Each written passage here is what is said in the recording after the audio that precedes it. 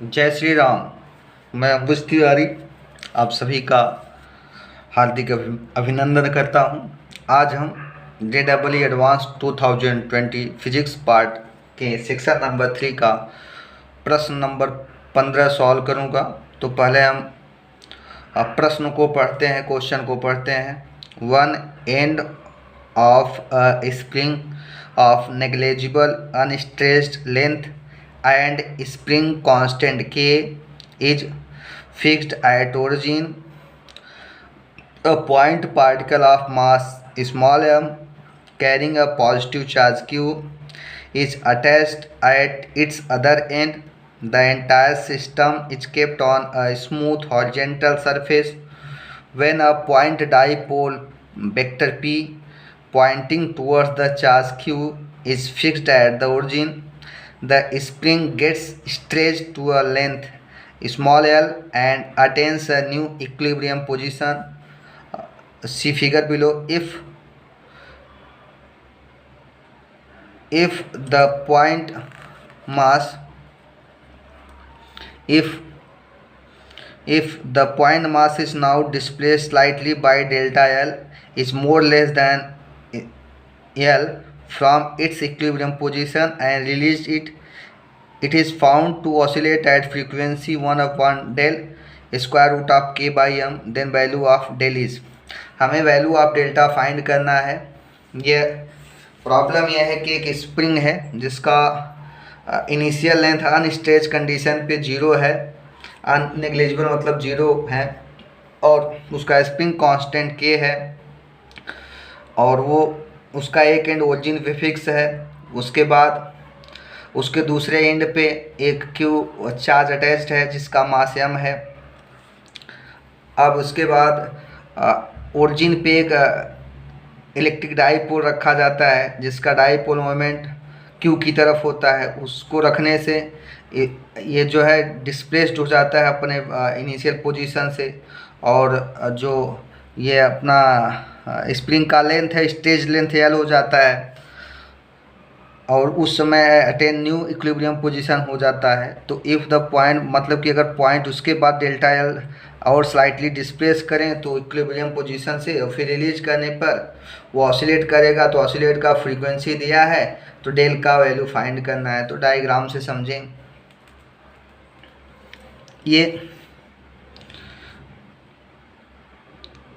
ये हमारा point charge है क्यू है।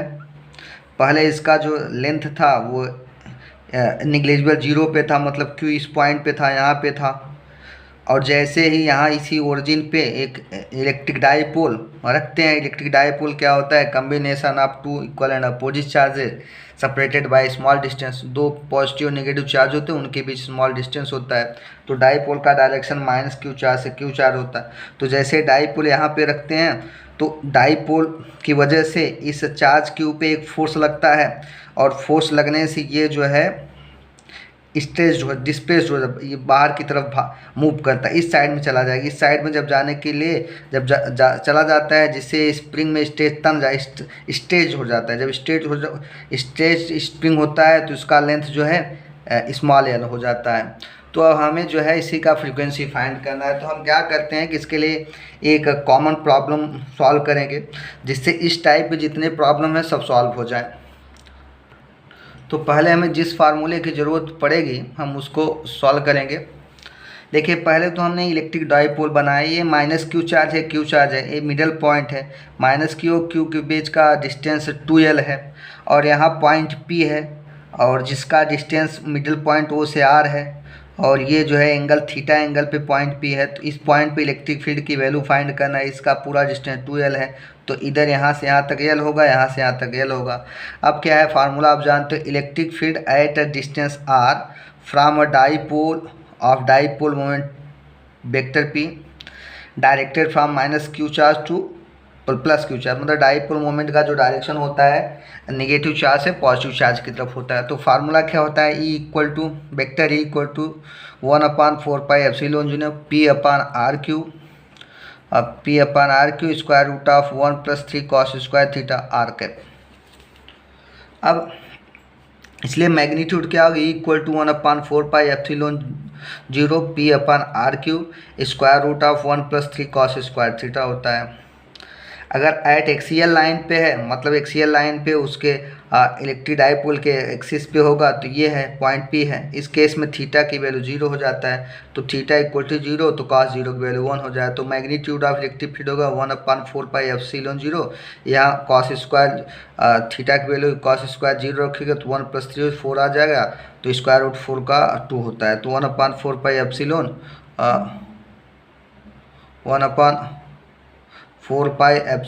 हो जाएगा।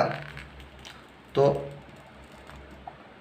ये हो गया, थीटा की वैल्यू आ गया इस फार्मूले से, एक्सियल पे है थीटा की वैल्यू 0 डिग्री, cos 0 का 1 वैल्यू हो गया, तो equal to 1/4 pi epsilon 2 P/r³। अब अगर इक्वेटोरियल प्लेन है, इक्वेटोरियल प्लेन मतलब होता है कि इसके मिडिल पॉइंट के परपेंडिकुलर होना चाहिए पॉइंट, तो उस केस में क्या होता है, इक्वेटोरियल प्लेन क्या होता है कि ये जो मिडल पॉइंट है, ये मिडल पॉइंट है, तो ये 90 पॉइंट यहाँ से 90 एक्सियल से 90 डिग्री पे होता है, तो इसको equatorial plane passing perpendicular to the point तो इक्वेटोरियल प्लेन होता है। तो उस समय थीटा की वैल्यू हो जाएगा 90 डिग्री। तो एट इक्वेटोरियल प्लेन थीटा की वैल्यू 90 डिग्री होगा। अब सो cos 90 की वैल्यू 0, तो ई की वैल्यू होता है 1/4 पाई एप्सिलॉन P/r³ है। तो अब जो है ये तो इलेक्ट्रिक फील्ड हो गया एट अ पॉइंट P पे। अब अगर वहाँ पॉइंट P पे चार्ज हो तो force acting on a charge Q due to electric field क्या होगा, F equal to Q into E, मतलब चार्ज एंड इलेक्ट्रिक फील्ड। अब हम प्रॉब्लम को सॉल्व करने के लिए सॉल्व कर रहे हैं। अब देखिए हम सबसे पहले हमने कंसीडर किया, let us consider a spring of natural length capital L, मतलब उसका अनस्ट्रेच्ड लेंथ कैपिटल L है, इनिशियल लेंथ है। One end of the spring is fixed at origin, पहला एंड ओरिजिन पे फिक्स्ड है, and charge Q is attach to the other end, charge Q दूसरे end पे है। Entire system is kept on smooth horizontal surface. ये तो हमने इसलिए सपोज किया जिससे इस टाइप के जितने प्रॉब्लम हो सब इजीली सॉल्व हो जाए। अब हमारे जो क्वेश्चन है उसमें क्या है, उसमें ये L की वैल्यू इनिशियल लेंथ 0 दिया गया है, लेकिन हमने सपोज किया कि 0 0 पहला वन 0 0 फिक्स्ड है, उसके दूसरे एंड पे Q चार अटैच्ड है, मास M है, और इनिशियल लेंथ कैपिटल L है, मतलब कि अनस्टेज्ड है initial length.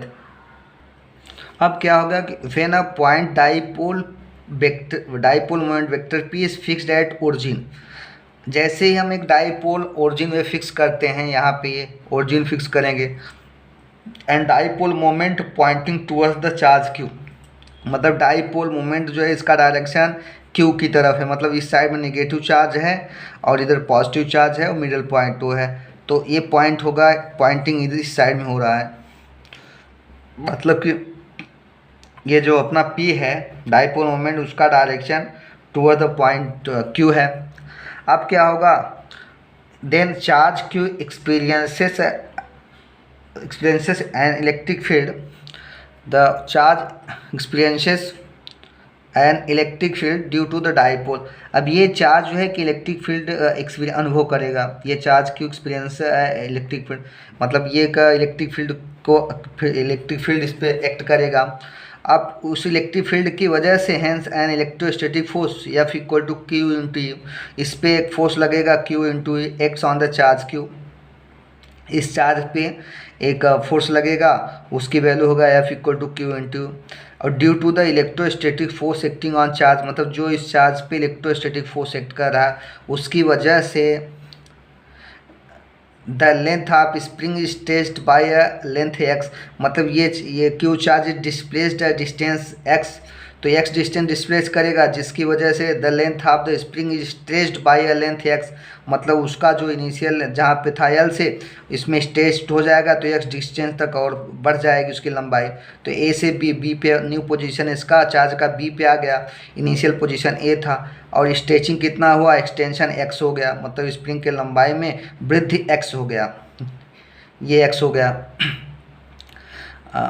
At the same time उसी समय पे जब ये क्यू पे पहुंचेगा, मतलब जैसे ये पॉइंट से पॉइंट ए पे क्यू बी की तरफ जाएगा, ऐसे इस पे जो है स्प्रिंग जो है रिस्टोरिंग फोर्स स्प्रिंग एक रिस्टोरिंग फोर्स लगाएगा चार्ज क्यू पे, और वो वैल्यू जैसे जैसे इसकी ए से बी की तरफ जाएगी, डिस्टेंस बढ़ता जाएगा, वैसे वैसे इसकी वैल्यू बढ़ती जाएगी।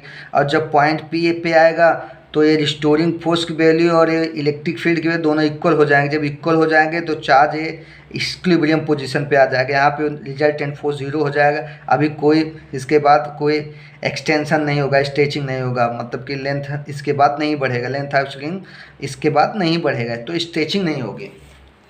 तो at the same time the tension in the spring is के एक्स टेंशन हो जाएगा, क्योंकि जो है स्प्रिंग में जो टेंशन होता है proportional to the displacement and opposite to the direction of displacement A से बी की तरफ हो रहा है, इसलिए फोर्स रिस्टोरिंग बी से ए की तरफ लगेगा। And this is the force by the spring on the point charge Q of mass M, और यही फोर्स लगेगा, रिस्टोरिंग फोर्स लगेगा स्प्रिंग के द्वारा पॉइंट चार्ज क्यू पे। This is the force by the spring on the point charge Q of the mass M. एक force ये लगा, the other force on the charge Q is electrostatic force at a distance L plus X from the middle point of the dipole. मतलब इससे दो force लगेंगे। जब पहला force Q पे लगेगा इलेक्ट्रोस्टैटिक फोर्स ए से बी की तरफ लगेगा, यहाँ से इस इधर लगेगा इलेक्ट्रोस्टैटिक फोर्स, और जिसका eight a distance L plus x distance पे लगेगा। और दूसरा फोर्स होगा क्यू पे, जो बाय द स्प्रिंग क्यू पे स्प्रिंग या फोर्स रिस्टोरिंग फोर्स एक्ट करेगा, जिसकी वैल्यू के एक्स होगा। तो क्यू पे दो फोर्स लग रहे हैं। पहला फोर्स है restoring force acting on the charge particle Q due to the spring. दूसरा फोर्स है इलेक्ट्रोस्टैटिक फोर्स, दूसरा फोर्स है इस पे electrostatic force due to the electric dipole moment at a distance L plus X. तो for equilibrium force, equilibrium के लिए electric field at distance L plus X at the axial line पे क्या होगा, E equal to 1/4 pi epsilon 0 2p upon L plus X का whole cube.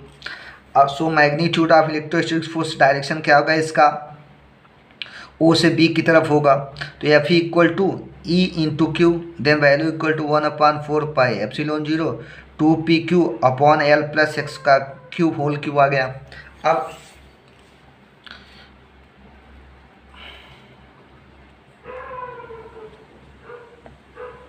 तो for electric field at the distance L plus X at axial line क्या होगा, A equal to 1/4 pi epsilon 0 2p upon L plus X whole cube.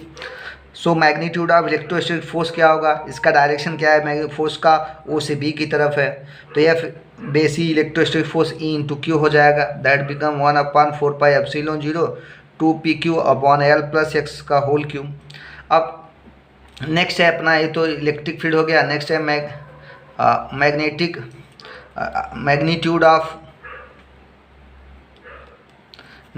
Magnitude of restoring force by the spring on the point charge.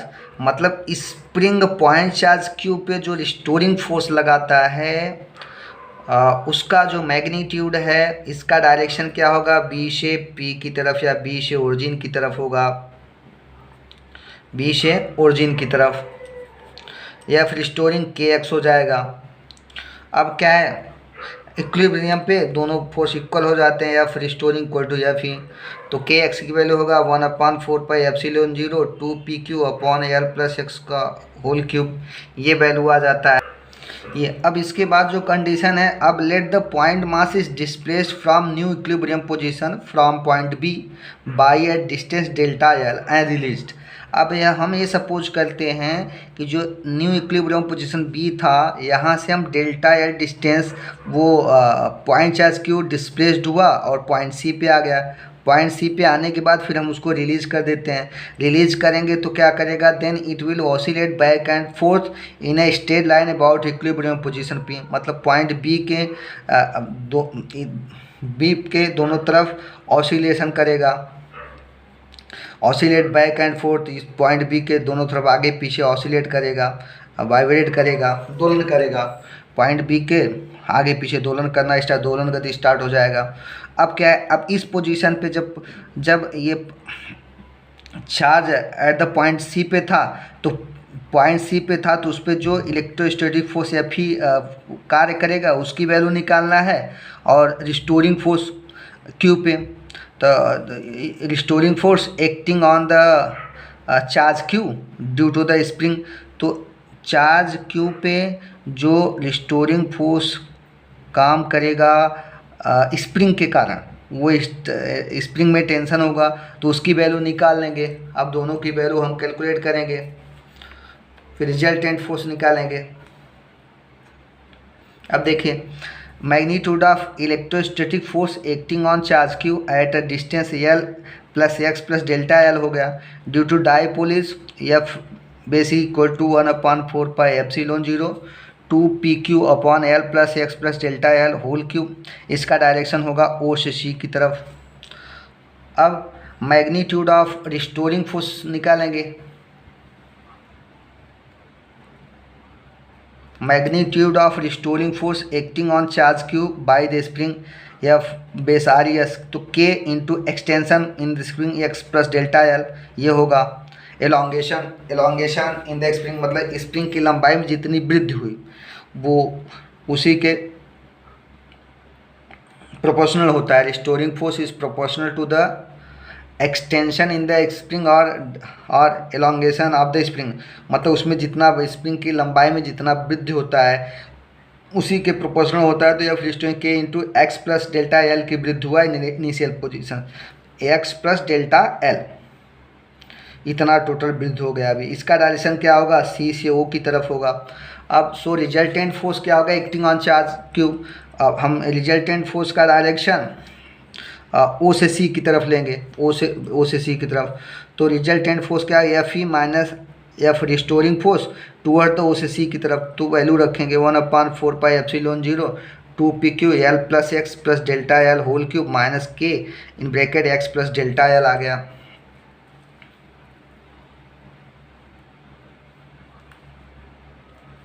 अब 1/4 pi epsilon 2 P Q, इस bracket में L plus X common ले लेंगे तो बचेगा 1 plus delta L upon L plus x bracket close, फिर इसके बाद curly bracket whole cube minus K X plus delta L.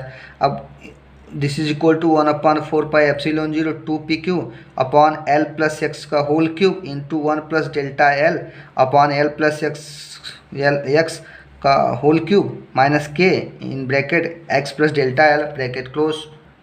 अब सो रिजल्टेंट फोर्स क्या होगा, सब्ट्रैक्ट कर दें F equal to K x, क्योंकि इसकी वैल्यू हमने के एक्स निकाला था, तो 1/4 pi epsilon 0 2 P Q upon L plus X का होल क्यू का वैल्यू के एक्स था, K X into 1/1 plus del L upon L plus X का whole cube minus K bracket X plus delta L bracket close equal to K X into, इसको ऊपर ले जाएंगे numerator की तरफ, 1 plus delta L upon L plus X whole power -3 minus K in bracket X plus delta L. तो ये हो गया, इसको एक्सपेंड कर देंगे, एक्सपेंड करेंगे 1 प्लस एक्स पावर एन की power 1 plus N X plus N minus N into N minus 1/2 फिर X square plus dot dot dot. अब यहाँ पे हायर ऑर्डर टर्म को निगलेक्ट कर देंगे, तो ये हो गया K X minus 1 minus 3 delta L upon L plus X minus K X minus K delta L.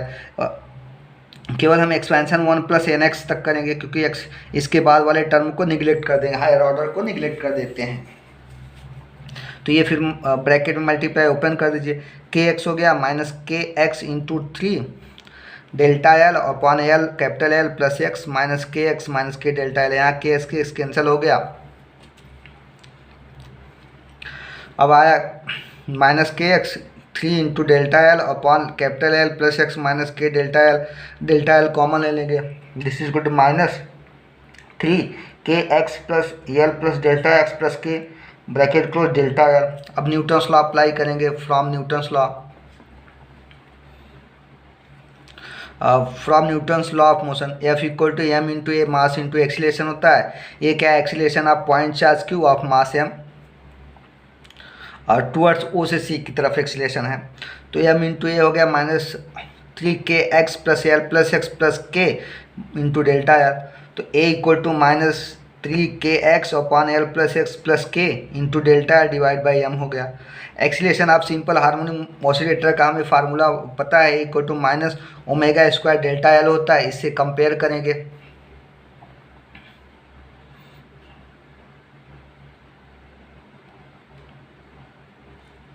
अब हम कंपेयर करेंगे तो ω² की वैल्यू होगा 3kx/L+x प्लस k/m हो गया। अब जो हमारा दिया गिवन प्रॉब्लम था उसमें क्या है, इनिशियल लेंथ 0 था तो l की वैल्यू क्या हो गया, कैपिटल L की वैल्यू 0, और जो एक्सटेंशन था x का उसमें कोई स्मॉल l दिया गया था, तो वैल्यू पुटअप करेंगे। सो ω² 3l k/L प्लस k, ये हो गया 4k/m। So omega equal to √4k/m, that is 2 √2 into √k/m। तो फ्रीक्वेंसी क्या होगा, f इक्वल टू ω/2π होता है। तो 2/2π √k/m इक्वल टू 1/π √k/m हो गया। तो अभी इसका मतलब फ्रीक्वेंसी क्या दिया था, 1/del इंटू √k/m, तो डेल की वैल्यू पाई आएगा, तो 3.14 हो गया।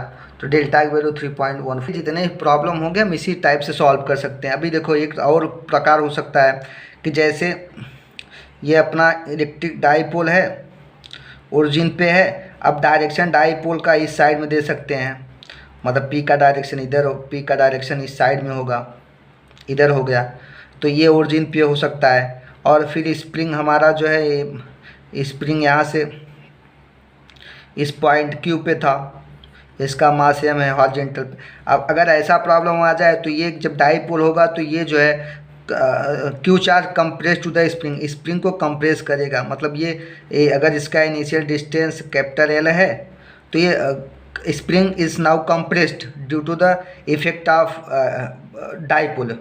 डाईपोल से जो Q पे फोर्स लगेगा उसकी वजह से कंप्रेस्ड हो जाएगा, मतलब उसमें एक्सटेंशन ये अभी जो है पॉइंट यहाँ Q आ जाएगा।